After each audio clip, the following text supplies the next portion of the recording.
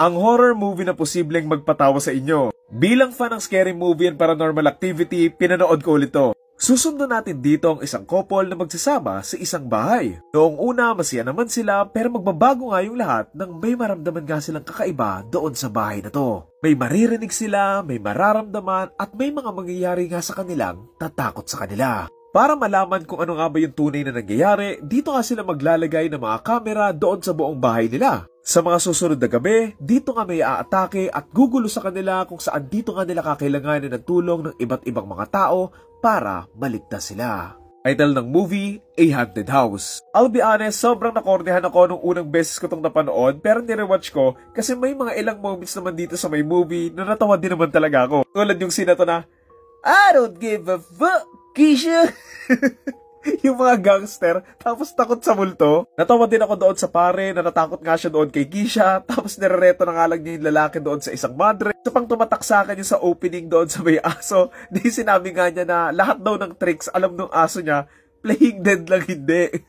Banggitin ko na lang din yung sa may paranormal expert na may gusto nga siya doon sa lalaki na lahat ng tanong papunta sa kung may chance ba siyang pumatol doon sa lalaki. Oo, comedy yung movie pero may mga times na natawa din naman talaga ako kasi siguro naaalala ko yung original na Paranormal Activity eh. Siguro kung i-rate ko, around 30% lang ng film yun talagang natawa ko and the rest, hindi na masyado. I think masyado lang silang maraming sexual jokes here na hindi lang nag-land for me, lalo na nga yung anuhan with the teddy bears. Masyado lang siyang mahaba to the point na ang weird na nga lang tapos hindi na siya nakakatawang panoorin. Kumpara kasi sa scary movie, may mga sexual jokes din naman sila doon pero mas maganda lang yung pagkakasetup talaga nila. Appreciate ko naman how they did their best na magawan nga ng parody yung Paranormal Activity kasi mahirap din naman gawan yon kasi nga limitado lang yung pwede nilang magawa since found footage na movie yun eh. May mga times lang din talagang hindi nagme-make sense yung found footage angle nga dito in terms of cinematography nga pero siguro okay lang din naman since parody naman din tong movie na to. Para sa akin, para sa isang found footage comedy movie, parang mas maganda yung pagkakagawa nung sa What We Do in the Shadows